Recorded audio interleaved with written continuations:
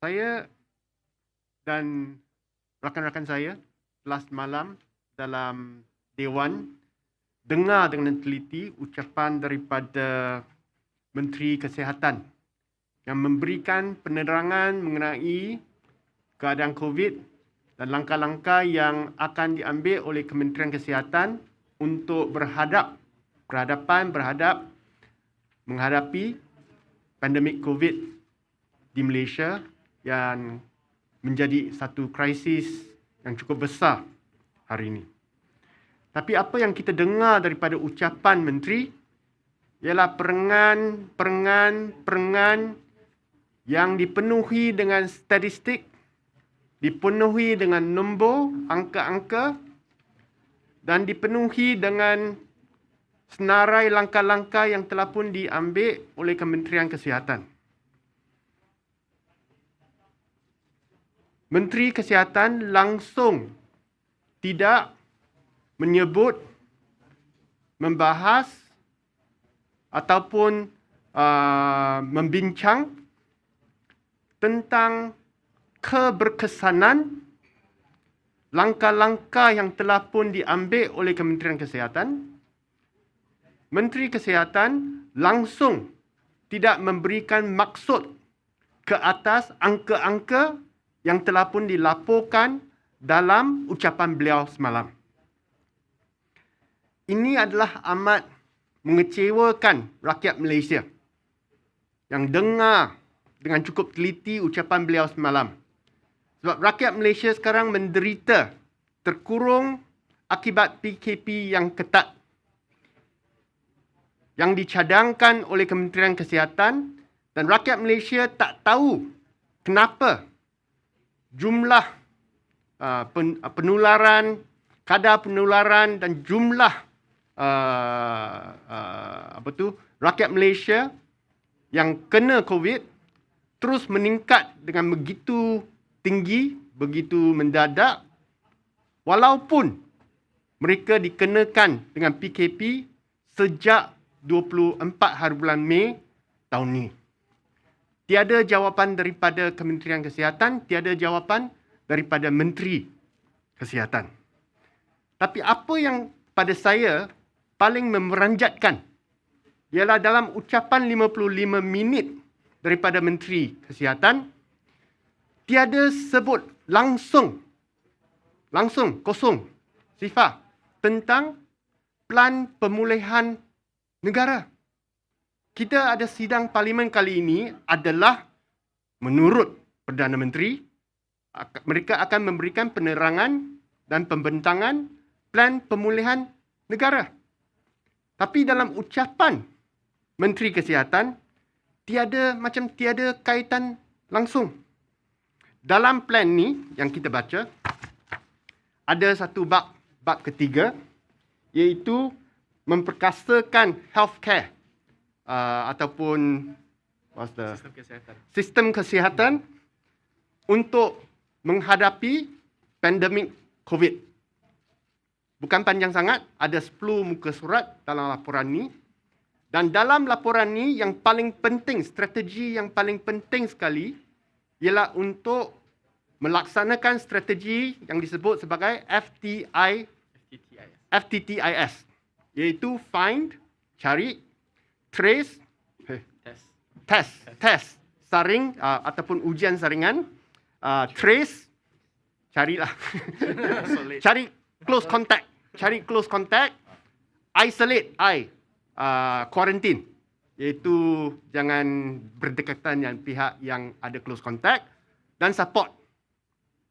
Okay? Itu merupakan strategi utama yang diberikan ruang yang cukup besar dalam plan pemulihan negara. Akan tetapi, dalam ucapan Menteri Kesihatan, langsung tiada sebutan tentang FTTIS. Tiada, langsung. Dan dalam satu section yang disebut dalam ucapan beliau, saya ada ucapan beliau kat sini. Memang ada satu section yang dikatakan yang bertajuk meningkatkan keupayaan ujian saringan pengesanan COVID-19 seluruh negara. Ada. Tapi dalam dua perengan yang berikutan dalam tajuk ini, tiada strategi langsung. Apa yang menteri sebut hanya jumlah yang telah dijalankan ujian saringan sejak bila sampai bila. Tiada analisis sama ada strategi ini cukup ataupun tak cukup. Tiada sebutan tentang apa yang perlu dibuat, jumlah yang saringan yang perlu dibuat pada masa depan atas kadar positivity yang kita ada hari ini. Tak ada. Maksudnya, apa yang disebut oleh Menteri Kesihatan dengan apa yang dibentangkan oleh Perdana Menteri dan Menteri Kewangan 2 hari yang lalu adalah jauh berbeza. Macam kerajaan yang tak sama. Macam Dr. Ambam Baba dan Kementerian Kesihatan berada dalam planet yang berbeza dengan planet yang diduduki oleh kita bersama. So walaupun kita agak lega dengan pembentangan National Recovery Plan ataupun Plan Pemulihan Negara sebab adanya strategi FTTIS yang selama ini ditegaskan, diminta oleh saya dan pihak pembangkang, tapi Kementerian Kesihatan macam tak masuk dalam perbincangan Plan Pemulihan Negara. So kita harap Dr. Adam Baba akan dalam 2-3 hari yang akan datang memberikan satu pembentangan lagi, sama ada dalam parlimen ataupun luar parlimen, yang akan memperkenalkan strategi-strategi yang selaras dengan strategi yang telah pun dibentangkan dalam Plan Pemulihan Negara. Kita perlukan macam mana Kementerian Kesihatan akan meningkatkan jumlah saringan yang akan dijalankan. Kita nak tahu macam mana Kementerian Kesihatan akan dalam jangka masa 48 jam kontak semua close contact kepada sesiapa yang didapati COVID positif. Yang buat masa ini tidak dijalankan oleh Kementerian Kesihatan. Inilah apa yang kita nak dengar daripada Menteri Kesihatan dan bukannya perengan tentang angka-angka statistik yang tidak banyak bermakna.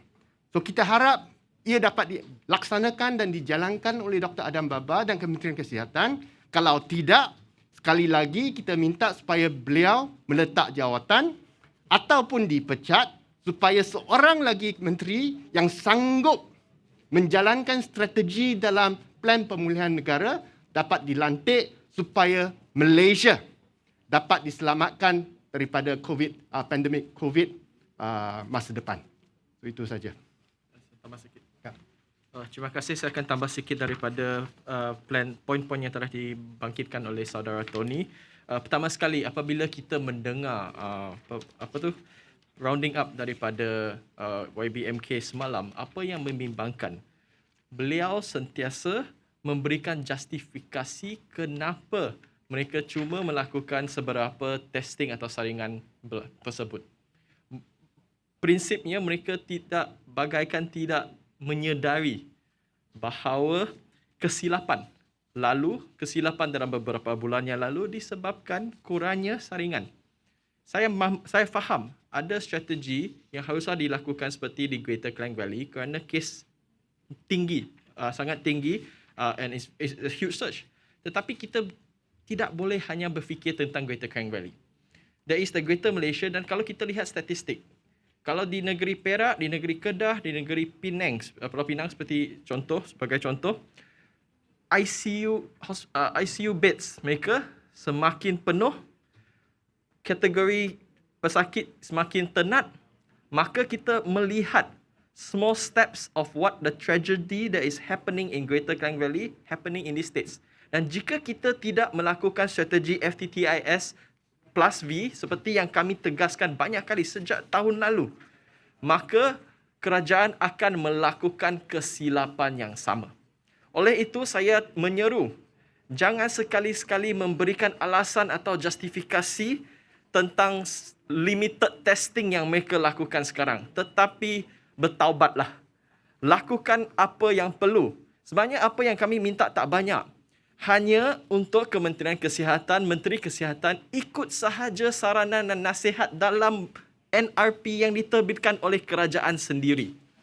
Jangan pula terbit atas kertas nampak cantik tetapi tidak diimplementasikan.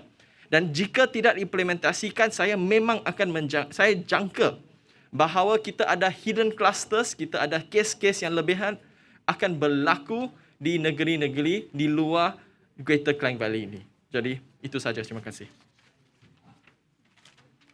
Okey, saya Chan Fong Hin, saya MP untuk Kota Kinabalu.